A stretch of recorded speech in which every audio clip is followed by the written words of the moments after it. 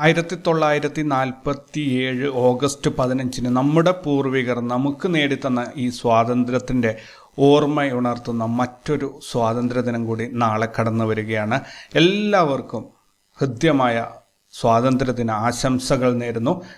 Traders അരീനയുടെ post market റിപ്പോർട്ടിലേക്ക് ഏവർക്കും സ്വാഗതം. നിങ്ങളോടൊപ്പം ഞാൻ റഷീദ് തായലാർ. സെൻസെക്സ് നിഫ്റ്റി രണ്ട് തന്നെ ഇന്ന് ഒരു ഫ്ലാറ്റ് ക്ലോസിംഗ് ആണ് കിട്ടിയത്. IT സെക്ടർ ചെറുതായിട്ടൊന്ന് മുന്നേറിയെങ്കിലും മെറ്റൽ സ്റ്റോക്കുകൾ വീണ്ടും താഴോട്ട് പോയിട്ടുണ്ട്. ദെൻ മസഗോൺ ഡോക്കിൻ്റെ Q1 റിസൾട്ടിൽ പ്രോഫിറ്റ് 121% വർദ്ധിച്ചിരിക്കുന്നത്. ഓല ഇലക്ട്രിക് ബൈക്കിൻ്റെ കമ്പനി അത് 347 കോടി രൂപയുടെ നഷ്ടമാണ് Q1 റിപ്പോർട്ട് ചെയ്തിട്ടുള്ളത്. MTNL 773 കോടിയുടെ നഷ്ടമാണ് Q1 റിസൾട്ടിൽ രേഖപ്പെടുത്തിയിരിക്കുന്നത്. ഹിന്ദുസ്ഥാൻ എയറോനോട്ടിക്സ് 77% ലാഭവർദ്ധനവാണ് രേഖപ്പെടുത്തിയിരിക്കുന്നത്. ദെൻ നമുക്ക് ഗ്ലോബൽ മാർക്കറ്റിലേക്ക് പോവുകയാണെങ്കിൽ US മാർക്കറ്റ് ഒരു സമ്മിശ്ര പ്രതികരണമാണ്. പക്ഷേ യൂറോപ്യൻ മാർക്കറ്റ് ക്ലിയർലി ബുള്ളിഷ് ആയിട്ടാണ് പോയിക്കൊണ്ടിരിക്കുന്നത്. ഗിഫ്റ്റ് നിഫ്റ്റി 24,153 ട്രേഡിംഗ് നടക്കുന്നത്. 81 പോയിന്റ് റെഡിലാണ്. നിക്കി 209 പോയിന്റ് ഗ്രീനിലാണ്. ഹാങ്സങ് 60 പോയിന്റ് റെഡിലാണ് പോയിക്കൊണ്ടിരിക്കുന്നത്. ഇന്ത്യൻ മാർക്കറ്റിലേക്ക് വരികയാണെങ്കിൽ നിഫ്റ്റി ഇന്ന് 45 പോയിന്റിൻ്റെ ഗ്യാപ്പ് അപ്പ് ഓപ്പണിംഗ് ആയിരുന്നു. 97 പോയിന്റിൻ്റെ അഥവാ 0.40% ഇൻട്രാഡേ മൂവ്മെൻ്റ് ആണ് ഇന്ന് കിട്ടിയത്.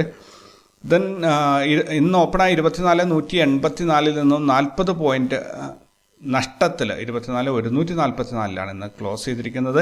നിഫ്റ്റി 50യിലുള്ള 50 കമ്പനികളിൽ 15 കമ്പനികൾ ലാഭത്തിലും 35 കമ്പനികൾ നഷ്ടത്തിലുമാണ് ഇന്ന് ക്ലോസ് ചെയ്തത്. നിഫ്റ്റിയിൽ കഴിഞ്ഞ 5 ട്രേഡിംഗ് ഡേയ്സ് കൊണ്ട് 159 പോയിന്റിൻ്റെ ഒരു മുന്നേറ്റമാണ്.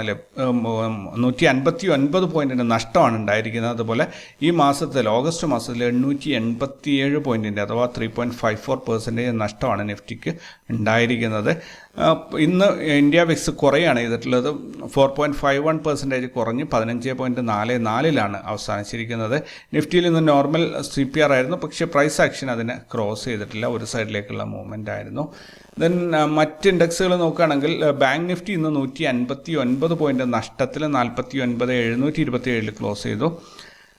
ഫിൻ നിഫ്റ്റി 44 പോയിന്റ് നഷ്ടത്തിൽ 22,592 ക്ലോസ് ചെയ്തു. സെൻസെക്സ് 40 പോയിന്റ് ലാഭത്തിൽ 79,106 ക്ലോസ് ചെയ്തു. മിഡ് ക്യാപ്പ് 78 പോയിന്റ് നഷ്ടത്തിൽ 12,520 ക്ലോസ് ചെയ്തു. ക്രൂഡ് ഓയിലിൻ്റെ പ്രൈസ് $78.62 കുറഞ്ഞിട്ടുണ്ട്. ഗോൾഡ് റേറ്റ് $2,469 കുറഞ്ഞിട്ടുണ്ട്. അതേപോലെ USD INR റേറ്റ് മാറ്റമില്ലാതെ തുടരുകയാണ്. 83.96 രൂപയാണ് ഒരു $1 ഇന്നത്തെ വിനിമയ നിരക്ക്. ദെൻ ഫോറിൻ ഇൻസ്റ്റിറ്റ്യൂഷൻസ് ഇന്ന് 2,595 കോടിയുടെ സെല്ലിംഗ് ആണ് നടത്തിയിരിക്കുന്നത്. അതേസമയത്ത് ഡൊമസ്റ്റിക് ഇൻസ്റ്റിറ്റ്യൂഷൻസ് 2,236 കോടിയുടെ ബൈയിങ് ആണ് ചെയ്തത്. അങ്ങനെ 359 കോടിയുടെ നെറ്റ് സെല്ലിംഗ് ആണ് ഇന്ന് മാർക്കറ്റിലുണ്ടായത്. ഈ മാസത്തിൽ മൊത്തത്തിൽ ഓഗസ്റ്റിൽ 29,743 കോടിയുടെ സെല്ലിംഗ് ആണ് ഫോറിൻ ഇൻസ്റ്റിറ്റ്യൂഷൻസ് ചെയ്തിരിക്കുന്നത്. ഡൊമസ്റ്റിക് ഇൻസ്റ്റിറ്റ്യൂഷൻസ് ആണെങ്കിൽ 31,453 കോടിയുടെ ബൈയിങ്ങും ചെയ്തിരിക്കുന്നു. അതുവഴി 1,710 കോടിയുടെ നെറ്റ് ബൈയിങ് ആണ് ഇന്ത്യൻ മാർക്കറ്റിൽ ഇൻസ്റ്റിറ്റ്യൂഷൻസിൻ്റെ സൈഡിൽ നിന്നും ഉണ്ടായിരിക്കുന്നത്. സെക്ടറൽ പെർഫോമൻസ് നോക്കുകയാണെങ്കിൽ നിഫ്റ്റി IT ഇന്ന് 1.58% ഹയസ്റ്റ് പ്രോഫിറ്റ് രേഖപ്പെടുത്തി. നിഫ്റ്റി ഓട്ടോയും ഏകദേശം ബ്രേക്ക് ഈവൻ ആയിട്ട് ക്ലോസ് ചെയ്തിട്ട് ഗ്രീനിൽ തന്നെ ക്ലോസ് ചെയ്തിട്ടുണ്ട്. മറ്റ് സെക്ടറുകളെല്ലാം തന്നെ നെഗറ്റീവിലാണ് ക്ലോസ് ചെയ്തിരിക്കുന്നത്. ETF നോക്കുകയാണെങ്കിൽ IT bees, gold bees, auto bees ഈ 3 ബീസും ഗ്രീനിലാണ് ക്ലോസ് ചെയ്തത്. മറ്റ് 3 ഇന്ന് റെഡിലാണ് ക്ലോസിംഗ് വന്നിരിക്കുന്നത്.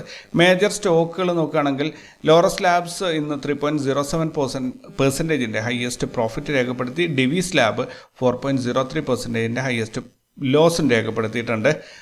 Then Laurus labs, Chola finance, TCS, Jindal steel, HCL tech, ICICI, GI, tech Mahindra, ഇൻഫീം, M&M, BPCL, വിപ്രോ, പെർസിസ്റ്റൻ്റ് ഇത്രയും സ്റ്റോക്കുകൾ വരുന്ന ലാഭത്തിൽ അവസാനിച്ചപ്പോൾ Divi's lab, Hero motor corporation, coal India, UltraTech cement, Astral, Muthoot finance, doctor Reddy, JSW steel, ONGC, Adani enterprises, Ashok Leyland, Tata steel ഇത്രയും സ്റ്റോക്കുകൾ വരുന്ന നഷ്ടത്തിൽ അവസാനിച്ചു. NSE മൊത്തത്തിൽ 802 സ്റ്റോക്കുകൾ ലാഭത്തിൽ അവസാനിച്ചപ്പോൾ 1,548 സ്റ്റോക്കുകൾ ഇന്ന് നഷ്ടത്തിലാണ് അവസാനിച്ചിരിക്കുന്നത്. നിഫ്റ്റിയുടെ PCR 0.64 വന്നിരിക്കുന്നത്. ക്ലിയർലി ബെയറിഷ് മൂവ്മെൻ്റ് ആണ് ഇത് സൂചിപ്പിക്കുന്നത്. 24,144 സ്പോട്ട് പ്രൈസ് അവസാനിച്ചപ്പോൾ അവിടെ നിന്ന് 26 പോയിന്റ് മുകളിലായിട്ട് 24,170 ഫ്യൂച്ചറിൻ്റെ ട്രേഡിംഗ് നടക്കുന്നു. 24,500 ഹയസ്റ്റ് കോൾ റേറ്റിംഗ് വന്നിട്ടുള്ളത് 69 ലക്ഷം.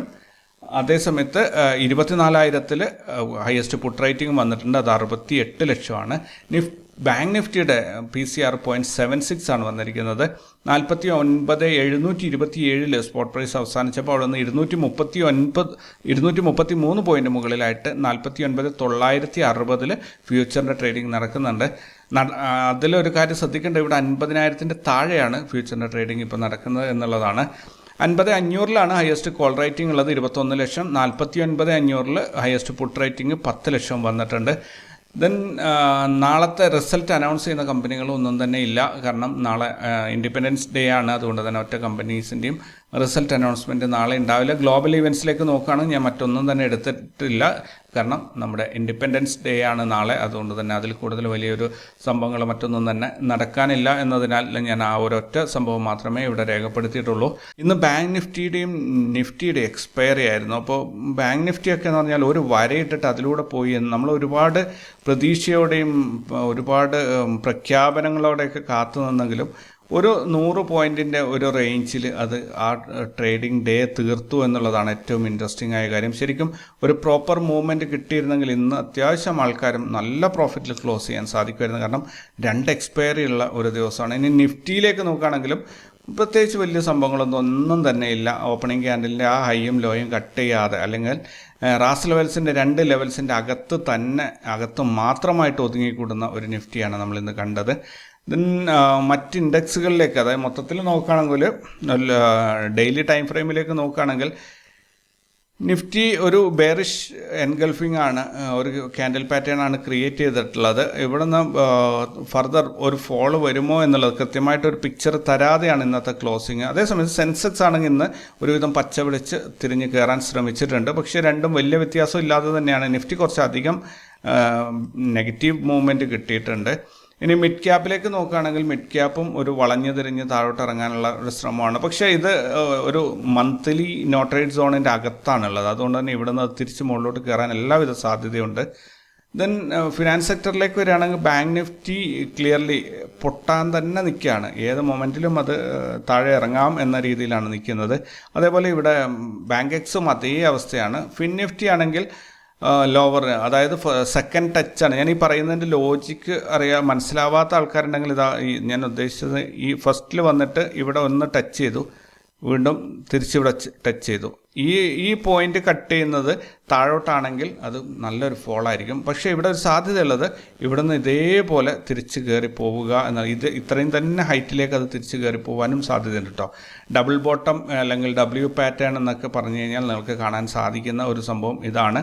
അപ്പോൾ കണ്ടില്ലേ, ഇവിടെ 2 ടച്ചിങ് വന്നു. മൂന്നാമത്തെ ടച്ചിങ് ഇനി എങ്ങോട്ടും ആവാം, ഫർദർ ഫോൾ ആകാം, അല്ലെങ്കിൽ തിരിച്ച് നല്ലൊരു റിക്കവറി ആയേക്കാം. എന്ത് തന്നെ ആയാലും വരും ദിവസങ്ങളിൽ, വെള്ളിയാഴ്ച ഉണ്ടാവുമെന്ന് എനിക്ക് തോന്നുന്നില്ല, തിങ്കളാഴ്ച മുതൽ അതിൻ്റെ ഭാഗമായിട്ടുള്ള മൂവ്മെൻറ്റ് കിട്ടും എന്നാണ് ഞാൻ പ്രതീക്ഷിക്കുന്നത്. ദെൻ ഇന്നത്തേക്ക് ഇത്രയൊക്കെയാണുള്ളത്. കൂടുതൽ ഒരുപാട് വിശേഷങ്ങളൊന്നുമില്ല. ഒരിക്കൽ കൂടി എല്ലാവർക്കും സ്വാതന്ത്ര്യദിന ആശംസകൾ നേരുന്നു. നാളെ എല്ലാ പരിപാടികളും, അടിപൊളി പരിപാടികൾ ഒത്തിരി ഉണ്ട് നടക്കുന്ന. എല്ലാവരും പങ്കെടുക്കുക, ഉഷാറാക്കുക. കാരണം വിദേശ രാജ്യങ്ങളിലൊക്കെ പോയി കഴിഞ്ഞാൽ നാഷണൽ ഡേ എന്ന് പറഞ്ഞ് അവർ ആഘോഷിക്കുന്നതിനേക്കാൾ എത്രയോ മഹത്തായ ഒരു ദിവസമാണ് നമ്മുടെ സ്വാതന്ത്ര്യദിനം.